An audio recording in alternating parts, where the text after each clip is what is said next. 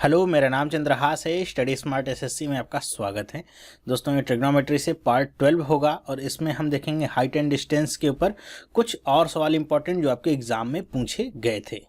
तो अगर आपने पुराने हाइट एंड डिस्टेंस के वीडियोस नहीं देखे हैं या फिर पूरी ट्रिग्नोमेट्री के वीडियोस आपको देखने हैं, आपको कॉन्सेप्ट सीखना है और स्मार्ट तरीके सीखने हैं, तो यहाँ पे मैं लिंक दे रहा हूँ प्लेलिस्ट का, जिस पे क्लिक करके आप वो सारी वीडियोस देख सकते हैं। तो यहाँ पे हम आज टोटल देखेंगे क्वेश्चंस 5 जो आपके थोड़े से एडवांस होंगे पिछले वाले पार्ट से, और धीरे धीरे करके ऐसे हम सारे क्वेश्चंस को डिस्कस कर लेंगे और जानेंगे कि जो भी आपके हाइट एंड डिस्टेंस या ट्रिग्नोमेट्री से क्वेश्चंस आ रहे हैं, एक भी क्वेश्चन आपको ऐसा नहीं मिलेगा जिसको आप कर नहीं सकते हैं। बहुत ही आसान होता है, बस क्वेश्चंस को अगर आप समझना सीख गए हैं तो। ओके, चलिए मैं लेता हूँ क्वेश्चन। अब यहाँ पे आपको क्वेश्चन दिख रहा है, तो आपको सबसे पहले तो यहाँ पे अब क्या होगा कि आपको वर्ड प्रॉब्लम यहाँ पे थोड़ी सी बढ़ती जाएगी कि आपको क्वेश्चन को समझना आना चाहिए, क्वेश्चन क्या कहना चाह रहा है। ठीक है, अगर आपने चित्र सही से बना लिया क्वेश्चन को पढ़ करके, तो आप समझ लीजिए 60% क्वेश्चन आपने डन कर दिया है। केवल 40% कैलकुलेशन का पार्ट बाकी है। बस 60% काम आपका चित्र बनाने से होता है, वो आपने सही बनाया है, फिर आप एकदम सही कर लेंगे। तो मेरी एडवाइस क्या होगी कि जब भी आप क्वेश्चन को पढ़ेंगे तो आप एक बार पहले पूरा क्वेश्चन पढ़ लीजिए क्या आपसे पूछा जा रहा है, क्योंकि इसमें बहुत ही अजीब अजीब तरह से आपको पूछा जाता है, बनाया जाता है। तो अगर आपने पहले से पढ़ा नहीं है इसको और तुरंत के लाइन बाय लाइन इसको आप करने लगे, तो आप इसमें गच्चा खा सकते हैं। ठीक है, आप एक एक लाइन को पढ़ के एक एक बार में नहीं पढ़ेंगे, एक बार पढ़ लेंगे पूरा क्वेश्चन क्या कहना चाह रहा है। आपके दो पोल अगर लिए गए हैं तो दोनों पोल कहाँ पे सिचुएटेड हैं, कि ऊपर एक तो नहीं है, कहीं टूटा तो नहीं है कोई पोल। तो इस तरीके से आपको क्वेश्चन पूछे जाते हैं, तो आपको थोड़ा सा ध्यान रखना होगा। तो क्वेश्चन 1 अगर मैं पढ़ता हूँ, क्या लिखा हुआ है, the distance between two vertical pole is 60 metre, the height of one pole is double the height of the other. अब मुझे दोनों पोलों की यहाँ पे कंडीशन पता चल गई कैसी है। तो अब यहाँ से मैं आगे प्रोसीड कर सकता हूँ कि यहाँ पे डिस्टेंस पता है, मतलब दोनों पोल एक दूसरे से दूरी पे स्थित हैं, और वो दूरी कितनी है, तो मान लीजिए दूरी आपको दे दिया है क्या, 60 मीटर की दूरी पे हैं दोनों एक दूसरे से, और इनके बीच की दूरी है 60 मीटर, और कह रहे हैं कि इनकी एक की हाइट दूसरे की है डबल है।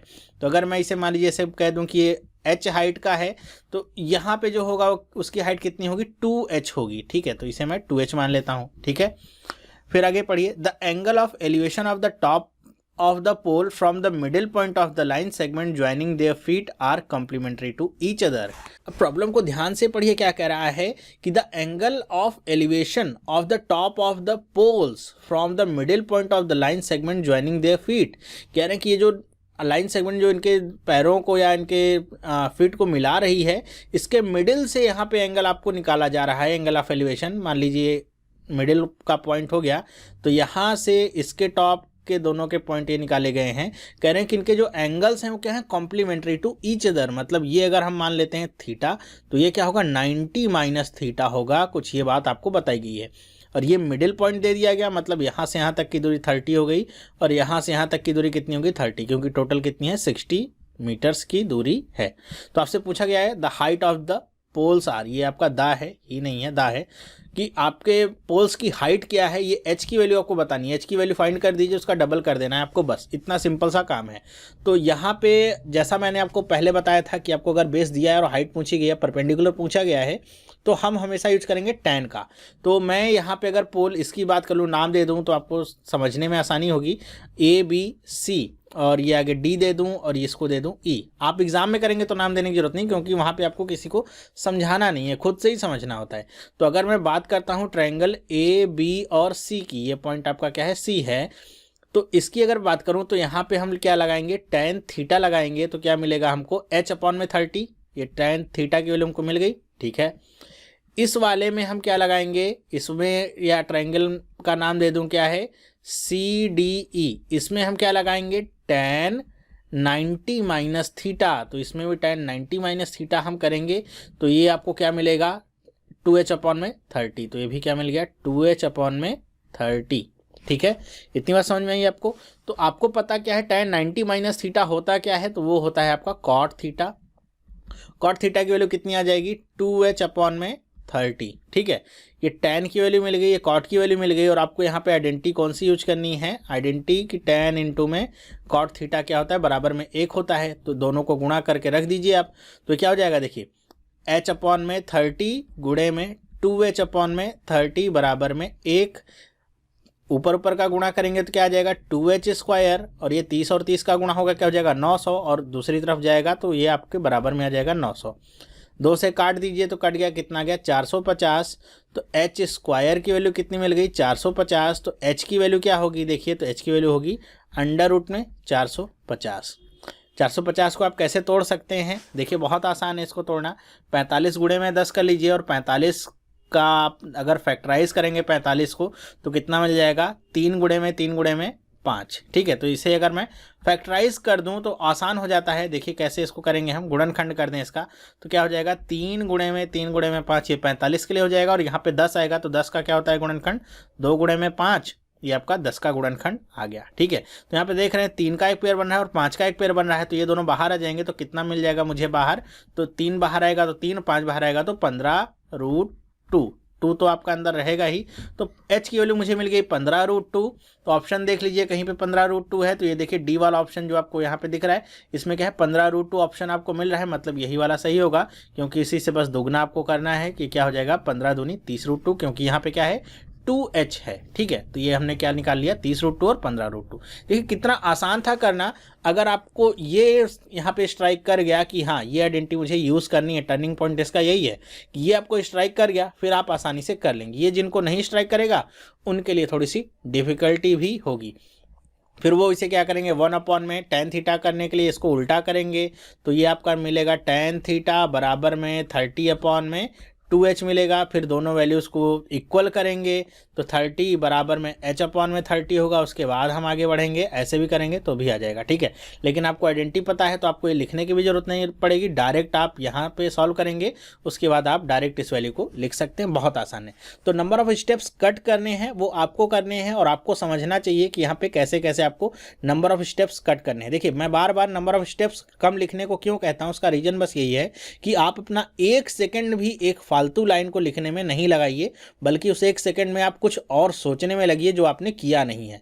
एक एक सेकेंड की जब तक आप वैल्यू नहीं करेंगे तब तक आपका सिलेक्शन होने के चांसेस बहुत कम होते हैं। ठीक है, तो यहाँ पे नंबर ऑफ स्टेप्स आप सोचिए जितना कम से कम आप इसको लिख सकें यहाँ पे सॉल्व करते समय उतना ही आसान होगा आपके लिए यहाँ पे क्वेश्चन को सॉल्व कर पाना भी और जल्दी सॉल्व कर पाना भी। मेरे ख्याल से समझ गए होंगे। दूसरा क्वेश्चन करते हैं हम, एरोप्लेन वाला क्वेश्चन है। कई बार पूछा जाता है, लोग तो डर भी जाते हैं एरोप्लेन का नाम सुन करके कि ऐसा क्वेश्चन होगा कैसे होगा। तो चलिए देखते हैं इसके ऊपर क्वेश्चन क्या लिखा हुआ है। An aeroplane when flying at a height of 3125 metre from the ground passes vertically below another plane at an instant. तो देखिए क्वेश्चन बहुत ही घुमा के आपसे कहा जा रहा है कि कोई एरोप्लेन है जो कि 3125 मीटर की ऊंचाई पे उड़ रहा है। धरती से ऊंचाई जब नापी गई है तो 90 डिग्री पे ही है ये ऊंचाई। ठीक है, तो कह रहे हैं passes vertically below another plane at an instance when the angle of elevation of two planes from the same point on the ground is 30 and 60 degree respectively।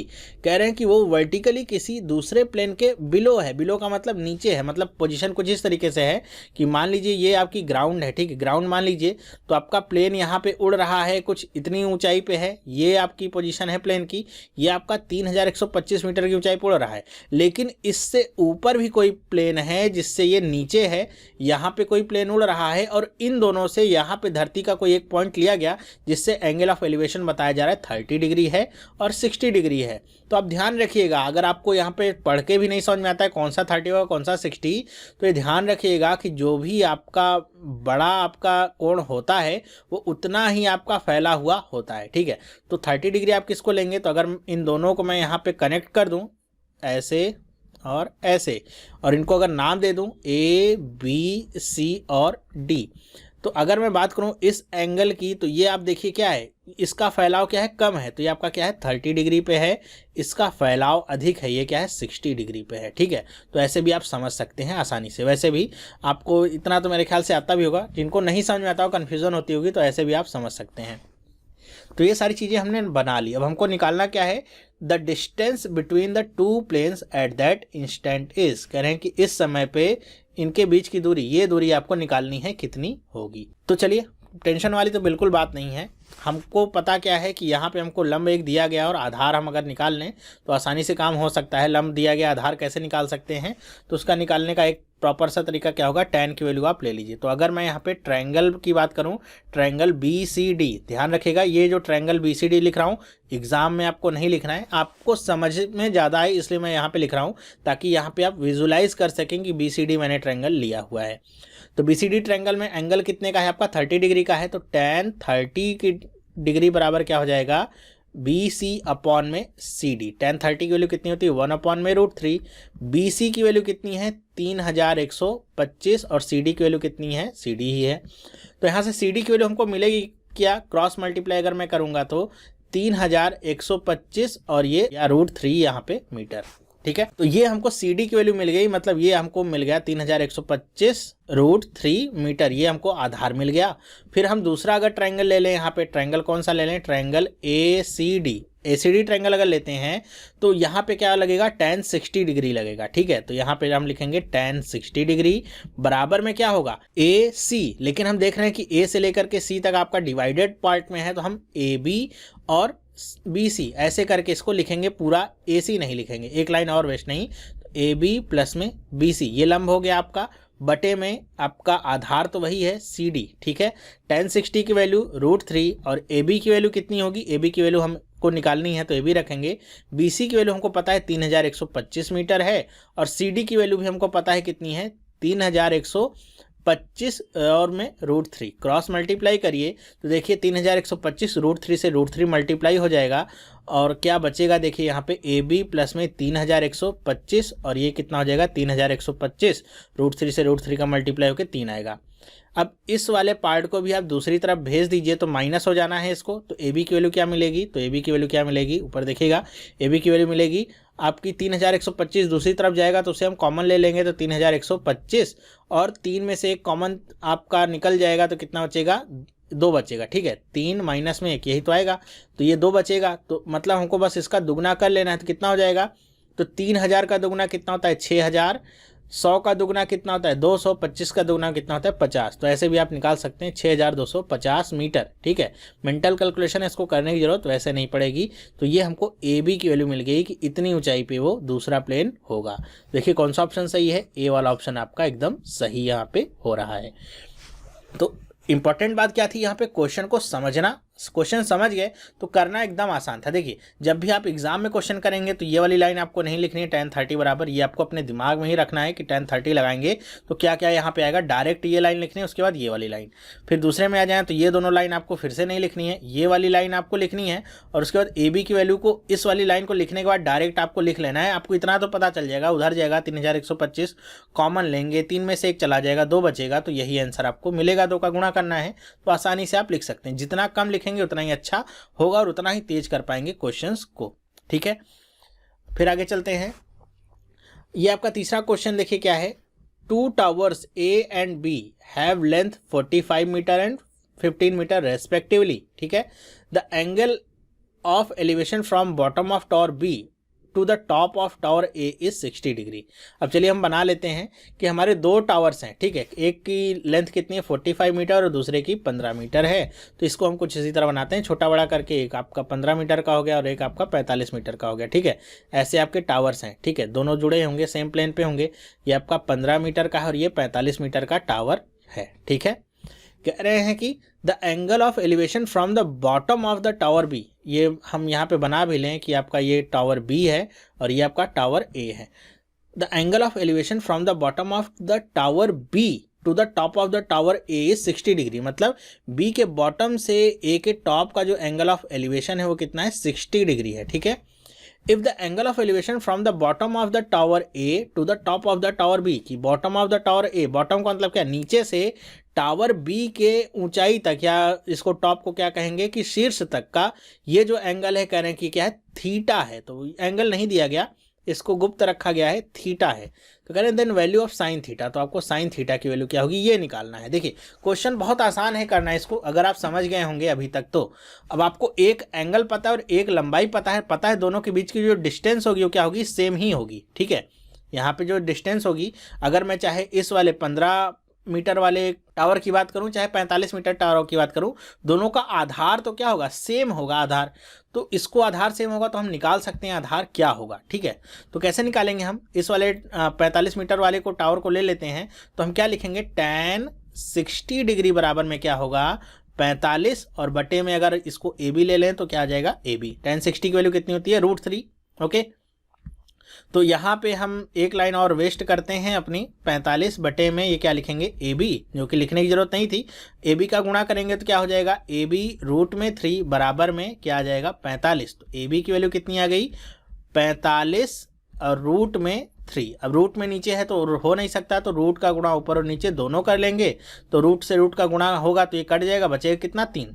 3 को 45 से काटेंगे तो कितनी बार में कट जाएगा बताइए, तो ये आपका 15 बार में कट जाएगा। तो ए बी की वैल्यू कितनी मिल गई, ए बी की वैल्यू मिल गई 15 और √3। ये मुझे वैल्यू मिल गई ए बी की, मतलब इसका आधार मिल गया 15 √3। आधार मिल गया, दूसरे का लंब पता है तो थीटा निकाल सकते हैं क्या, जी हाँ। हम क्या करेंगे, साइन थीटा की वैल्यू निकालनी है तो हम थीटा की अगर केवल वैल्यू निकाल लें, साइन के लिए वही मान हम रख देंगे और आ जाएगा। तो यहाँ पे हमको लंब पता है, आधार पता है, कई लोग अब पाइथागोरस लगा के कर्ण पता करेंगे तो साइन थीटा की वैल्यू निकालेंगे। हम थोड़ा सा उल्टा क्या करेंगे, हम tan थीटा की वैल्यू इसमें भी निकालेंगे तो क्या आ जाएगा, tan थीटा बराबर में 15 बटे में 15 √3, लंब बटे में आधार, 15 से 15 कटा, आ कितना गया 1/√3। तो tan थीटा में किसकी वैल्यू 1 बटे में √3 होती है, थीटा बराबर कितना होता है 30 डिग्री। ठीक है, 30 डिग्री की वैल्यू कितनी होती है 1/√3। हमको साइन थीटा की वैल्यू निकालनी, थीटा की जगह पे क्या रखेंगे 30 डिग्री। साइन 30 डिग्री की वैल्यू क्या होती है 1 बटे में 2। कौन सा ऑप्शन सही है, बी वाला। तो साइन थीटा की यहाँ पे साइन 30 की वैल्यू हम निकाल लेंगे, कितनी आ गई 1/2। ऑप्शन नंबर बी सही है। ठीक है, इस क्वेश्चन को करना होगा तो ये वाली लाइन आपको लिखने की जरूरत नहीं है, ये वाली लाइन आपको लिख सकते हैं। ये वाली लाइन यहाँ से शुरुआत करेंगे और यहाँ से शुरुआत करके आप इतना विजुलाइज कर सकते हैं कि ए बी की वैल्यू यहाँ पे 45/√3 होगी। या लाइन आपको लिखने की जरूरत नहीं है और ए बी की वैल्यू 15√3 आप निकाल सकते हैं। तो बहुत कम लाइन आपको लिखने पर भी यह आंसर आसानी से मिल सकता है। मैंने यहाँ पे पूरा एक एक लाइन का एक्सप्लेनेशन लेके चला है ताकि सब लोग आसानी से समझ सकें। ओके, मेरे ख्याल से थर्ड वाला क्वेश्चन भी आपको क्लियर हो गया होगा। फोर्थ क्वेश्चन की तरफ बढ़ते हैं। फोर्थ क्वेश्चन भी आपका बहुत इंटरेस्टिंग क्वेश्चन है। देखिएगा, भाषा को अगर आप समझ पाएंगे इसकी क्या कहना चाह रहा है तो बहुत आसानी से कर लेंगे, वरना ये क्वेश्चन बहुत सारे लोग छोड़ के भी आ सकते हैं। 10 बार पढ़ेंगे तो एक बार ये समझ में आएगा। ठीक है, क्योंकि एग्जाम टाइम में ना प्रेशर भी तो होता है। एक क्वेश्चन को लेकर के अभी तो क्या है, घर पे बैठे हैं आराम से, एक बार पढ़िए चाहे 10 बार पढ़िए। वहाँ तो भाई टाइम चलता रहता है, एक एक सेकंड ऐसे कम होता हुआ दिखता है तो लगता है कि ज़िंदगी का एक एक मिनट कम हो रहा है, तो इसलिए प्रेशर बहुत होता है। तो देखिए क्या है, the angle of elevation of the top of the vertical tower situated perpendicularly on the plane is observed as 60 degree from point P on the same plane. कह रहे हैं कि कोई टावर है, मान लीजिए यहाँ पे मैं कोई ऐसे टावर बना देता हूँ कि उसके टॉप का जो एंगल ऑफ एलिवेशन है वो उसी सेम कह रहे हैं कि प्लेन पे कोई पॉइंट P है, मान लीजिए पॉइंट क्या है P है, इससे कह रहे हैं कि 60 डिग्री पे है। तो ये हमने बना दिया क्या 60 डिग्री पे है। ठीक है, from the point on the same plane, यहाँ तक पढ़ा था। फ्रॉम अनदर पॉइंट Q, एक दूसरे पॉइंट Q से, और फिर मैंने आपको बताया था भी इंग्लिश वाले में भी कॉमा कॉमा के बीच में है, मतलब इसके बारे में एडिशनल जानकारी दी जा रही है। क्या लिखा है, 10 metre vertically above the point P। तो ये 10 metre vertically above the point P का मतलब क्या है, Q के बारे में बताया जा रहा है। Q कहाँ पे है, फ्रॉम अनदर पॉइंट Q, और Q कहाँ पे है, P से 10 मीटर की ऊंचाई पर स्थित है। तो 10 मीटर की ऊंचाई पर ये आपका Q है। सेम समझ लीजिएगा, ये आपका क्या है Q है और इसकी ऊंचाई कितनी है 10 मीटर की ऊंचाई पे है। The angle of depression of the foot of the tower is 30 degree. कह रहे हैं कि यहाँ से अगर इसके टावर के फुट को देखते हैं तो ये कितना आता है, एंगल ऑफ डिप्रेशन 30 डिग्री। तो ऐसे अगर हम डॉटेड लाइन बना देते हैं कि ये हॉरिजॉन्टल है तो एंगल ऑफ आपका डिप्रेशन कैसे निकालते हैं हम, इसके फुट से अगर ऐसे निकालना होगा तो मैंने बताया था कि ये क्या होगा आपका 30 डिग्री इस तरीके से आता है। मतलब हम सीधे अपने हॉरिजॉन्टल प्लेन से अगर नीचे की तरफ देखते हैं तो आपका एंगल ऑफ डिप्रेशन कहलाता है। तो ये 30 डिग्री है, तो ये भी क्या होगा 30 डिग्री होगा। ये सारी आपको थ्योरम 7th 8th 9th में आप सबने पढ़ी होंगी। ये क्या है, एकांतर अंतः कोण है, इसलिए क्या होता है बराबर होता है। ठीक है, अब आपसे पूछा क्या गया है, the height of the tower is, tower की हाइट कितनी है आपको बतानी है। तो इसको मैं मान लेता हूँ ए बी मान लूँ, चलिए समझने के लिए। तो हमको एक तो ये पता है कि दोनों एंगल्स पता है, बहुत अच्छी बात है, और एक आपको लंबाई पता है, तो हम आसानी से आधार निकाल सकते हैं, ठीक है। क्योंकि दोनों का आधार, चाहे मैं ट्रायंगल पी क्यू ए की बात करूँ, चाहे ए बी पी की बात करूँ, दोनों का आधार सेम होगा, ठीक है। तो अगर मैं ये वाला ट्रायंगल लेता हूँ, कौन सा triangle, triangle P Q A, तो इसमें tan में 30 डिग्री बराबर में क्या आएगा, tan 30 डिग्री बराबर में 10 बटे में पी ए, और tan 30 की मान कितना होता है 1/√3 बराबर में 10 बटे में पी ए। तो पी ए की वैल्यू क्या हो जाएगी 10√3, मतलब ये मुझे मिल गया कितना 10√3 मिल गया मुझे, ठीक है। अब इस वाले दूसरे वाले ट्रायंगल के लिए भी कौन सा triangle, triangle A B P, इसके लिए भी सेम ही होगा।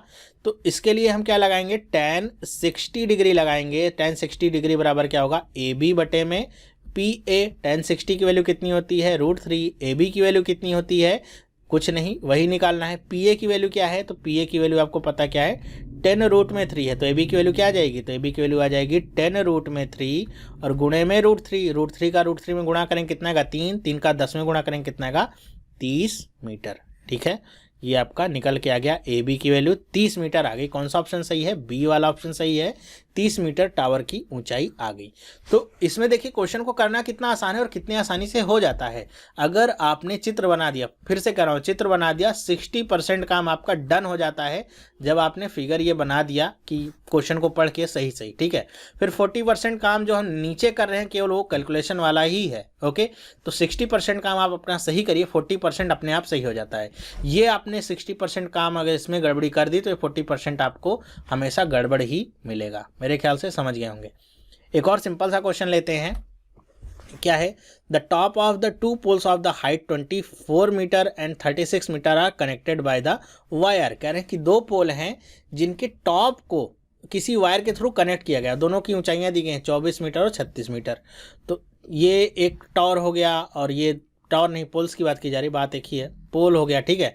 तो ये आपका सेम बेस पे होंगे, तो इनके टॉप को कनेक्ट किया गया, मतलब इस पॉइंट को इससे कनेक्ट किया गया है किसी वायर के जरिए। तो नाम दे देता हूँ, ये मान लीजिए ए बी हो गया और ये क्या हो गया पी क्यू, ठीक है। और इनकी लंबाइयाँ कितनी है, ये 24 मीटर का है और ये 36 मीटर का है। तो अगर मैं यहाँ से ऐसे डॉट डॉट कर दूँ तो मुझे बाकी का एक्स्ट्रा पता चल जाएगा। मान लीजिए आर अगर ले लूँ बीच वाला पॉइंट, यहाँ से यहाँ तक 24 होगा, तो बाकी का बचा हुआ कितना होगा, तो ये आपका यहाँ से यहाँ तक तो ये भी 24 ही होगा, बाकी का और कितना होगा 12 मीटर ऊपर का होगा पी आर वाला, ठीक है। इतना तो आप समझ गए होंगे कि यहाँ से यहाँ तक 36 है, तो यहाँ से यहाँ तक 24 इसके बराबर ही होगा, और ये आपका 12 होगा, ठीक है। कह रहे हैं कि if the wire makes an angle of 60 degree with the horizontal then the length of the wire is. कह रहे हैं कि अगर वायर जो है 60 डिग्री बनाता है हॉरिजॉन्टल के साथ, हॉरिजॉन्टल लाइन हमारी ये है, इसके साथ 60 डिग्री अगर का कोण बनाता है ये वायर, तो आपको लेंथ बतानी है वायर की कितनी है, मतलब कर्ण पूछा गया। तो साफ सी बात ये है कि आपको साइन निकालना है। मैंने आपको बताया था कि जब भी आपको कर्ण पूछा जाएगा, तो आप या कर्ण दिया रहे और उससे आपसे लंब या आधार पूछा जाए, तो आपको साइन कॉस का यूज करना होगा। तो यहाँ पे आपको लंब पता है 12, यहाँ पे कर्ण निकालना है, तो साइन आप निकालेंगे, तो साइन 60 डिग्री की वैल्यू और बराबर में क्या निकालेंगे 12 बटे में पी ए रखेंगे, ठीक है। साइन 60 डिग्री की वैल्यू क्या होती है √3 बटे में 2, 12 बटे में पी ए, ठीक है। क्रॉस मल्टीप्लाई करिए तो पी ए बराबर में क्या आ जाएगा 24 और बटे में आपका क्या आ जाएगा √3, ठीक है। ये इसका गुणा होगा, 12 दूनी 24, ये √3 इससे गुणा में होगा तो इधर आएगा तो भाग में हो जाएगा। फिर √3 नीचे रहना नहीं चाहिए, तो √3 का ऊपर नीचे गुणा कर लेंगे, तो ये क्या हो जाएगा √3 का गुणा √3 से 3, 3 अट्ठे 24, तो पी ए की वैल्यू कितनी आ गई 8 √3 मीटर। देखिए कौन सा ऑप्शन सही है, तो सी वाला ऑप्शन आपको सही मिलता है। तो कितने आसान क्वेश्चंस हैं, सारे के सारे आपके एग्जाम के ही क्वेश्चंस हैं। जिसके पास भी सैम्पल पेपर्स होंगे पुराने प्रीवियस ईयर पेपर्स के, उठा के देखिएगा, कोई भी क्वेश्चन आपका एग्जाम के बाहर नहीं है। तो हाइट एंड डिस्टेंस आपका सबसे आसान पार्ट मुझे लगता है कि आपके मैथ सेक्टर से जो पूछा जाता है एसएससी में, वो सबसे आसान पार्ट आपका हाइट एंड डिस्टेंस सही होता है। फ्री के नंबर होते हैं अगर आपने एकदम सही तरीका इसका सीखा हुआ है। तो क्वेश्चन को पढ़ के चित्र बना लिया आपने, लगभग 60% काम कर लिया, उसके बाद का काम बस कैलकुलेशन का होता है। और जैसा मैंने बताया है, अभी इस पर 1 या 2 वीडियो आपको हाइट एंड डिस्टेंस पे और दूंगा, तो ये आपकी जो 4-5 वीडियो हाइट एंड डिस्टेंस पे आपको मिल जाएंगे और 8 से 9 वीडियो आपको ट्रिग्नोमेट्री पे मिल जाएंगी। पूरा का पूरा आपका सिलेबस जो ट्रिग्नोमेट्री वाला है, हाइट एंड डिस्टेंस वाला, कवर हो जाता है। इसको करने के बाद, देखने के बाद आप 99% क्वेश्चंस को आसानी से कर पाएंगे। 1-8% क्वेश्चन आपको हो सकता है नहीं आए, क्योंकि 100% की गारंटी तो किसी भी चीज़ की नहीं होती, ठीक है। तो आसानी से आप कर पाएंगे। इसके बाद में आपकी और भी जो एडवांस मैथमेटिक्स के चैप्टर्स हैं, जैसे ज्योमेट्री, अलजेब्रा, वो सब भी इसी तरीके से कवर करूंगा। बहुत ही डिटेल में, डीपली यहाँ पे कवर करूंगा। तो आप लोग ध्यान से बस बने रहिएगा, कनेक्ट रहिएगा और सब्सक्राइब जरूर कर लीजिए चैनल को, जिससे सारी वीडियोस आपको मिलती रहे। मैं अब रोज़ वीडियो देना यहाँ पे शुरू कर दिया है मैंने, और उम्मीद है कि आपका यहाँ पे सिलेबस मैं बहुत ही जल्द ख़त्म करूँगा। SSC से रिलेटेड जो भी है, और सारे एग्जाम टाइप के जो भी क्वेश्चन आते हैं वही कराऊँगा, ताकि एकदम फोकस्ड रहें आप कि क्या आपके एग्जाम में पूछा जाना है। तो इस वीडियो में बस इतना ही। अगर आपको वीडियो पसंद आया है तो कमेंट करके मुझे बताइए ज़रूर। लाइक करिए वीडियो को और अपने दोस्तों के साथ भी इसे शेयर करिए, जिससे ज़्यादा से ज़्यादा लोगों तक ये इन्फॉर्मेशन पहुंच सके। और अपने दोस्तों से भी कहिए कि वीडियो को देखें, जिससे उनका जो कॉन्सेप्चुअल नॉलेज है वो क्लियर हो सके। तो इस वीडियो में बस इतना ही। अगर आपने चैनल को सब्सक्राइब नहीं किया है तो आज इस चैनल को सब्सक्राइब करिए, जिससे इस तरह की जो वीडियोज़ हैं आपको मिलती रहेंगी, नोटिफिकेशन मिलता रहेगा और आपकी प्रिपरेशन बहुत अच्छी होती रहेगी। तो वीडियो देखने के लिए आपका बहुत बहुत धन्यवाद। अब हम मिलेंगे नेक्स्ट वीडियो में, तब तक के लिए have a nice day and bye.